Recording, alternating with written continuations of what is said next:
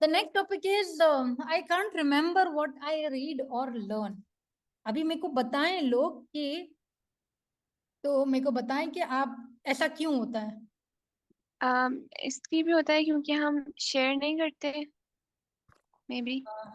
Y share नहीं करते? Okay and chat में जवाब दें लोग जल्दी जल्दी।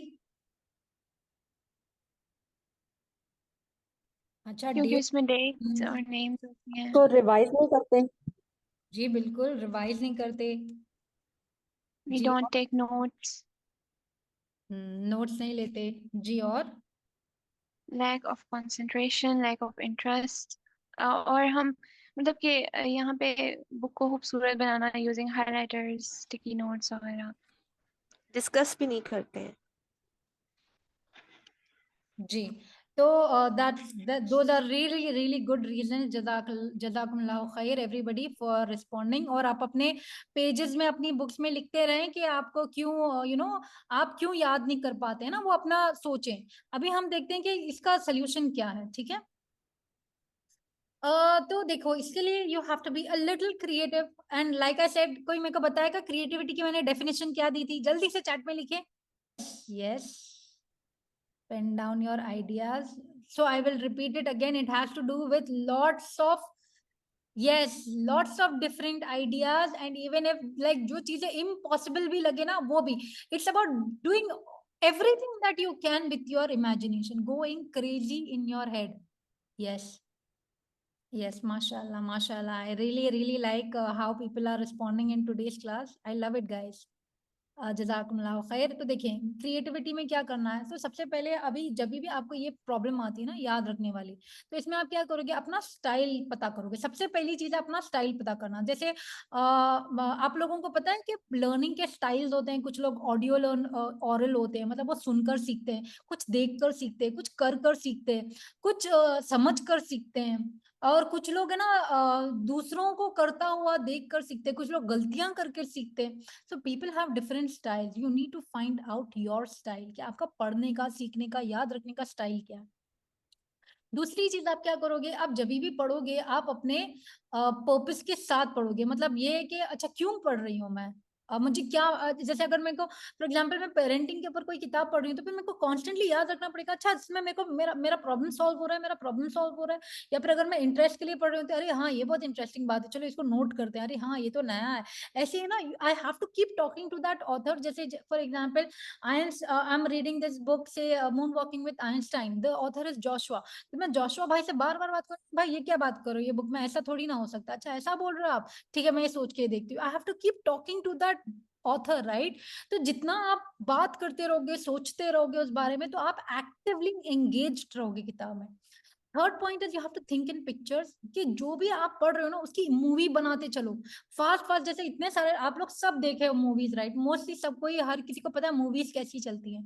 आप अपने ध्यान, अपने दिमाग में जो भी चल रहा है ना उसकी मूवीज बनाते जाएं। अच्छा ये पेज पे क्या हुआ, अच्छा इससे ऐसा ऐसा किया था, वो बोला था, वो वहां जा रहा था, ऐसा हुआ था। Just keep talking to yourself in your head and make movies out of it. Fourth point is teach someone. जब आप किसी को सिखाते हो ना तो आप सबसे बेस्ट सीखते हो। जब भी हम दूसरों को सिखाने के लिए कुछ करते हैं ना तो हमको पहले वो चीज बहुत अच्छे से मास्टर करनी पड़ती है और फिर दूसरों को देना पड़ता है, राइट। आप फिफ्थ पॉइंट ये है कि हम इसके ऊपर माइंड मैपिंग करेंगे, बट मैं पूरे पॉइंट्स कवर कर दे रही हूँ। अंडरस्टैंड द साइंस, राइट, कि अच्छा याद करने की टेक्निक्स क्या होती है, इसके पीछे साइंस क्या है, कि दिमाग याद कैसे करता है। कि दो टाइप ऑफ मोड्स होते हैं, focused mode and diffused mode. कि फोकस्ड मोड है ना, दिमाग 20-25 मिनट से ज्यादा फोकस नहीं कर पाता है। और उसके बाद डिफ्यूज मोड वो होता है कि वो कभी भी कुछ भी टाइम पास चीजें करते टाइप, जैसे गार्डन में बैठा है या बच्चे के साथ खेल रहा है, तो दिमाग है ना अच्छे आइडियाज जनरेट करता है। या फिर सोकर उठता है तो पूरी इंफॉर्मेशन दिमाग में जाकर मजबूत होती है, कनेक्शंस बिल्ड होते हैं, और फिर हमको नए नए सॉल्यूशंस मिलते हैं उस इंफॉर्मेशन से, राइट। तो आप साइंस समझें कि याद कैसे किया जाता है, राइट, ये समझें। And very important, sleep, diet and exercise. अगर आपकी नींद बराबर नहीं हो रही है, मतलब आपके रेम साइकिल घंटों पे डिपेंड नहीं करता, आपकी रेम साइकिल कितनी मतलब जो रेम साइकिल होती है कि वो जो 90 पीरियड की एक साइकिल होती है, अगर वो साइकिल कंप्लीट होगी तो आप 3-4 घंटे भी सोए ना आप फ्रेश उठोगे। बट अगर साइकिल के बीच में आप उठ गए तो फिर आपकी नींद पूरी नहीं होती है, आप एकदम ग्रॉगी फील होते हो, टायर्ड फील करते हो। डाइट, अगर आप अनहेल्दी खा रहे हो ना तो आपकी मेमोरी पे इफेक्ट होता है, आप याद नहीं कर सकते। एंड एक्सरसाइज, ऑफकोर्स जब जब हम एक्सरसाइज करते हैं ना, ग्रोथ हार्मोन रिलीज होता है, जिससे क्या होता है, हमारी मेमोरी और अच्छी होती है, हम और अच्छे से याद कर पाते हैं और हम हेल्दी भी फील करते हैं। तो ये कुछ पॉइंट्स थे। And especially an important point I wanted to bring here, those people who are doing hifz of Quran. तो जब आप कुरान हिफ्ज कर रहे हो ना, इतनी बात याद रखो कि अगर आपसे कुछ गुनाह हो रहे हैं ना, तो कुरान मेमोरी से निकलता जाता है। तो अपनी गुनाहों से भी पनाह मांगना, इस्तगफार करना और उनका ख्याल रखना बहुत इंपॉर्टेंट है, even for as it is, but specially for हिफ्ज, making sure that you are constantly pure, क्योंकि कुरान है ना सिर्फ एकदम पाक दिल में ही बसता है, राइट। तो अपने दिल को पाक रखना, हर नेगेटिव इमोशन से और जज्बातों से और ख्यालातों से अपने दिल को, अपने जिस्म को पाक और साफ रखोगे तो इंशाल्लाह कुरान आपके जहन में अच्छे से और जल्दी जाएगा, और उसको रिवाइज करते रहना। अभी हम इसकी माइंड मैपिंग करते हैं, ओके। तो आप लोगों का, जैसे Neha, do you know your style, आपको सबसे अच्छा क्या लगता है? कब आप पढ़ पाते हो, कैसे याद रख पाते हो? मैंने रिसेंटली जो है वो नोट टेकिंग स्टार्ट किया, and whenever I am reading a paragraph या फिर कुछ भी, तो I am questioning my self कि ये पैराग्राफ किस सॉल्यूशन, किस प्रॉब्लम को एड्रेस कर रहा है, इसका क्या सॉल्यूशन दे रहा है, इसका अपना माइंडसेट क्या है। मैं ये सारे क्वेश्चंस करती हूँ और उनको नोट डाउन करती हूँ। So this is my style up till now. जी। तो हाँ, तो आप लोग अपना स्टाइल पता करें। I will give you the site where you can go. मैंने रिसोर्सेज जमा किए हैं, सेशन के बाद मैं देती हूँ, आप लोग अपना स्टाइल पता करें, ओके। कि आपका स्टाइल क्या है, जैसे कि सुनकर आप याद रख लेते हो, या फिर देख कर याद रखते हो, या फिर कुछ करके। जैसे अगर आप खाना बना रहे हो तो फिर जब रेसिपी आप पढ़ते हो, देखते हो, नहीं समझ में आती, बट जब पका देते हो तब आपको पता चलता है अच्छा इसको ऐसे बनाते हैं। आप समझ रहे हैं मैं क्या बोल रही हूँ? कोई चीज कर कर जब आप समझते हो ना तो आपको याद रहता है, ठीक है। नेक्स्ट और ये भी डिस्कशन करके, someone is saying summarising by summarising. That is the teaching style ना, तो वो टीचिंग में आ जाएगा, ठीक है। तो यहाँ टीचिंग समवन, रीडिंग पर्पस, तो आप लोगों को मैंने यहाँ पे ऑलरेडी बता दी कि पर्पस क्या होता है, एक्टिवली एंगेज्ड रहना। एंगेज मतलब कि वो बुक से आप कॉन्स्टेंटली बात करते रहते हो, अच्छा मुझे कुछ मिल रहा है, नहीं मिल रहा है, मैं सुन रही हूँ, मैं नहीं सुन रही हूँ, कि ये मेरे को कुछ बताना की कोशिश कर रहा है, क्या मैं एक्चुअली यहाँ पर प्रेजेंट हूँ कि नहीं हूँ, राइट। तो जब तक वो नहीं होगा तो फिर your purpose is not clear, so you will not remember, of course.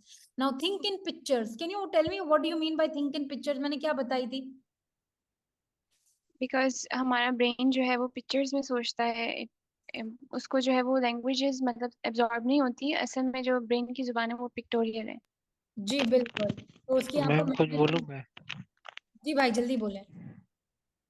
तो मैं रीडिंग करता हूँ क्या कि अगर कोई इंटरेस्टिंग चीज रहता है अगर उसमें, तो मैं उसको नॉर्मली समझ के करता। कुछ अगर इंटरेस्टिंग चीज नहीं आता तो मैं उसको फास्ट फास्ट करके आगे बढ़ जाता हूँ ये तरीके से। तो फिर उसके बाद फिर अगर कोई इंटरेस्टिंग आता तो फिर उसको नॉर्मली पढ़ता हूँ स्लोली समझ करके। जी भाई बिल्कुल, very very important, this will come in reading purpose. तो अगर कुछ बोरिंग, मतलब ऐसी वो लाइक फ्लफ है, मतलब इतना इंपॉर्टेंट बातें नहीं कर रहे हैं, कुछ हिस्ट्री बता रहे हैं या अपने बारे में वो कुछ भी बोले जा रहे हैं ऑथर्स, तो वो इतना इंपॉर्टेंट नहीं होता है। मतलब फॉर मी, मैं अगर ऑथर अपनी बड़ाई करते रहता है तो मेरे को ध्यान नहीं आता है, I don't care about it. मेरे को काम की बात रहती तो मैं इंटरेस्ट से पढ़ती हूँ, दैट इज एब्सोल्युटली राइट भाई, ठीक है। Understanding the science behind it, अभी देखो मैं आपको हमारा एक और चीज बताती हूँ। ये हमारा लर्निंग पिरामिड हो कि इस तरह से हम लर्न करते हैं। जब देखें, ये लेक्चर सुनने के बाद आपको सिर्फ 5% याद रहेगा, और ये मैं जब आपको पूरा रीडिंग मटेरियल मिलेगा आपको 10% याद रहेगा। अभी क्योंकि आप सुन रहे हो, ऑडियो विजुअल चल रहा है, आपको 20% याद रहेगा। ये डेमोन्स्ट्रेशन, जब जो भी लोग पेपर और पेन से लिख रहे हैं ना, उन लोगों को सबसे ज्यादा मतलब कंपेयर टू अब तक जितने भी लोग लिख रहे हैं उन लोगों को ये सेशन ज्यादा याद रहेगा।